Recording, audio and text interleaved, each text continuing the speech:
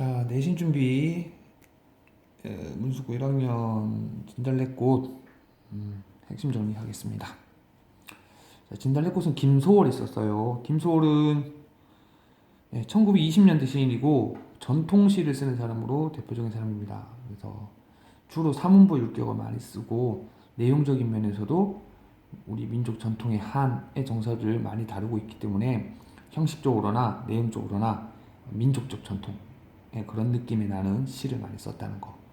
또 하나 얘기한다면 이제 김소월 씨의 대부분이 사실 여성적 어조를 많이 써요.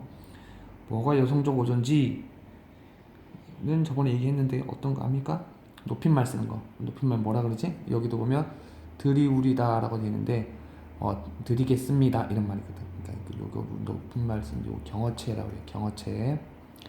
시에서 경어체를 썼을 때 우리는 여성적 어조다. 이렇게 보통 얘기합니다. 자, 그래서 어쨌든 김소월 씨는 그런 특징들을 가지고 있다는 거. 자, 진달래꽃 정리할게요. 진달래꽃.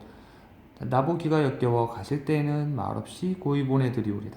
자, 이게 어떻게 사면 보냐면 나보기가 역겨워 가실 때는 말없이 고이 보내드리오리다. 이렇게 사면 보여요. 뒤에도 다 마찬가지예요.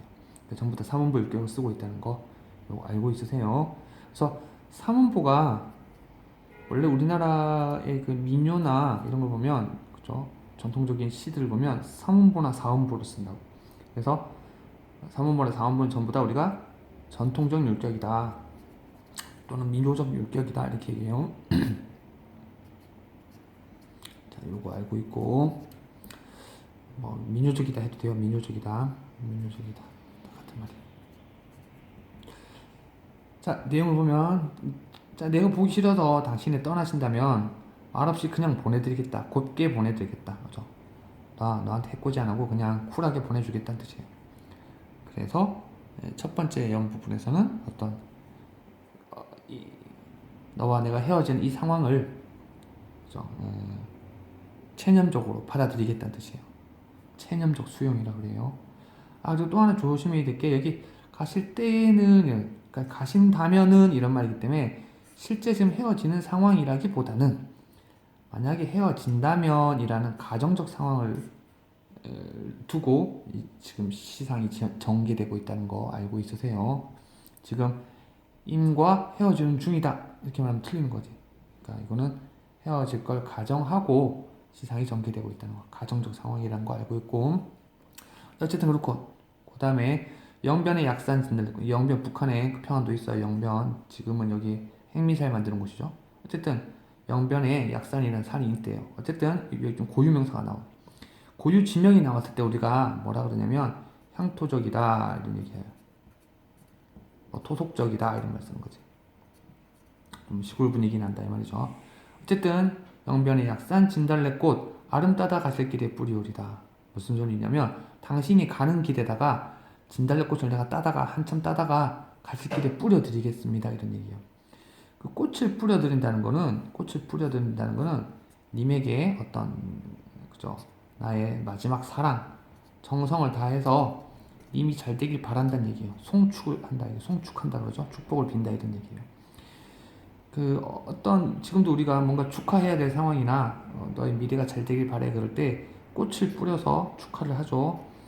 사실은 예전부터 있던 아주 예전 서양에도 있어요. 동서양의 공통적인 어떤 그 전통적인 행위인데 그 우리가 뭐라 그러냐면 산화공덕이라고 한다는 거 알아두세요. 산화공덕. 꽃을 흩어 뿌려서 덕을 쌓는다 이런 뜻이라고. 이거는 어떤 다른 의미로 네가 잘 되길 바래. 앞으로 축복된 일만 있길 바래. 또는 나쁜 일이 없길 바래. 나쁜 일을 갖다 없게 만든다는 것을 축사란 말도 써요. 축사. 사악한 것을 물리친다. 사악한 것을 빼쳐간다. 어쨌든 송축, 축사의 의미를 가진 산화공덕의 행위가 지금 여기에 나타나 있다는 거 알고 있으세요. 어쨌든 여기까지 봤을 때는 네가 떠나는데 그냥 쿨하게 보내주겠다는 얘기죠.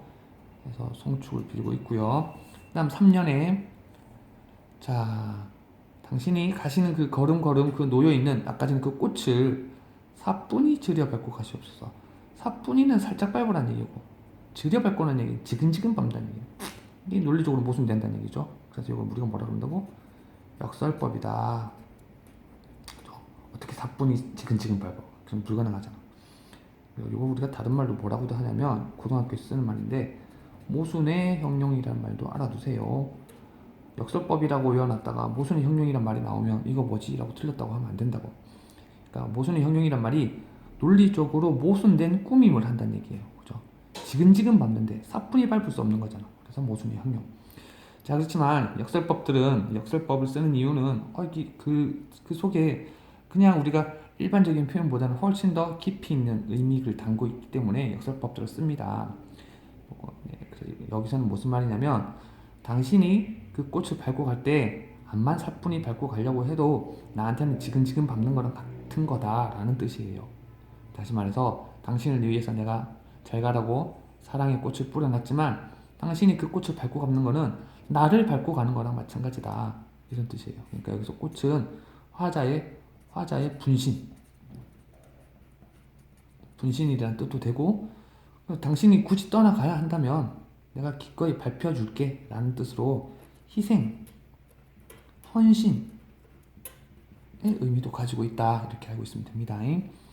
자, 그 다음에 마지막에 나부기가 역겨워 가실 때는 죽어도 아닌 눈물 흘리오리다. 요 마지막 부분 이렇게 사랑하는 지금 1년과 2년을 봤을 때는 그냥 편하게 쿨하게 뭐 보내주는 것 같지만 3년에서 뭔가 당신이 떠나는 것이 나한테는 너무나 마음 아픈 일이다 라는 모습을 보여줬잖아. 그랬다면 여기서 우리가 말하는 그죠? 죽어도 눈물 흘리지 않겠다는 말은 아마 그죠? 거짓말인 것 같죠? 반대로 하는 말인 것 같지? 우리가 뭐라 그런다고? 반어법이라고 한다. 동시에 우리가 보통 일반적인 문장을 쓸 때는 죽어도 눈물을 안 흘리겠습니다 라고 하잖아. 다시 말해서 얘랑 문장 순서가 바뀌어 있다는 얘기지. 문장 순서가 아니고 단어 순서가 바뀌어 있다는 얘기지. 이런 거 뭐라 그런다고? 도치법이라고 합니다. 도치한 이유도 사실은 그죠? 이 반어적인 어떤 의미를 더 강조하기 위한 그런 수사법이라고 볼 수 있겠죠. 자, 어쨌든 시 내용은 그렇습니다. 그래서 마지막에는 그죠? 당신이 떠난다면 내가 꼭 참겠다 그런 얘기죠. 그죠? 인고라 그래요. 인고, 고통을 참고 그죠? 그 슬픔을 극복하겠다는 모습이에요. 그렇지만 사실은 그죠? 그냥 참을게, 네가 가는 걸 보내줄게라는 말이지만 내 마음속에는 내가 이렇게 많이 아파할 거니까 네가 떠나지 않았으면 좋겠다라는 그런 마음도 사실은 담겨 있는 거예요. 그런 표현을 굉장히 소극적으로 둘러둘러서 한 거죠. 그래서 어쨌든 이 시는 그런 조선의 여인들, 소극적이고 순종적인 여인들의 모습을 그런 어떤 심리 상태를 잘 보여준 시다. 자, 그리고 구조가 여기 보면 처음과 끝이 매우 유사하죠. 이런 거 아까 뭐라 그런다고? 수미상관 구조를 가지고 있고 동시에 기, 승, 전, 결의 구조를 가지고 있다. 기승전결이란 말은 어떤 이야기가 시작됐다가 좀 더 발전하고 그다음에 클라이막스 또는 반전이 오는 거고 마지막에 마무리 짓는다는 얘기예요. 그래서 어떤 이야기가 따로 병렬적으로 나열되어 있거나 분리되어 있는 것이 아니라 이렇게 자연스럽게 어떤 이야기처럼 감정이 고조되는 그런 연결 구조를 가지고 있을 때 우리가 기승전결 구조다 이렇게 얘기한다. 자, 내용 받고 한 번만 더 이제 핵심만 요점 정리한다면 자, 작품개관 자유시예요. 조심히 이게 사문보 율격을 다 지키고 있으니까 정형시다 그러면 안 돼요. 정형시 아니에요. 자유시예요. 정형시는 시가 이미 이런 형식으로 써라고 정해져 있는 거고 지금 요시는 자유시인데 시인이 자기 자발적으로 사문보를 규칙적으로 쓴 거기 때문에 정형시다 그러면 안 됩니다. 자유시고 그다음에 전통적이고 민요적이고 향토적이다. 위에서는 다 했죠. 그다음에 주제가 이별의 정한. 다시 말해서 헤어짐의 한스러운 마음. 동시에 헤어짐의 그 슬픔과 엔드 그걸 인고하면서 극복하겠다는 그런 마인드, 그죠? 그런 마음도 담겨 있죠. 자, 그리고 이 시의 특징 여기 시험 나옵니다. 첫 번째 사문보 얘기했고 순종적이고 소극적이고 여성적인 어떤 그런 어조 또는 그런 심리가 드러나 있다는 거. 그 다음에 수미상관, 기승전결 방금 얘기했고 중요한 거 이별의 상황을 가정했다는 가정. 실제 지금 헤어지고 있는 상황이 아니고 당신이 만약에 떠나신다면 이런 뜻이야.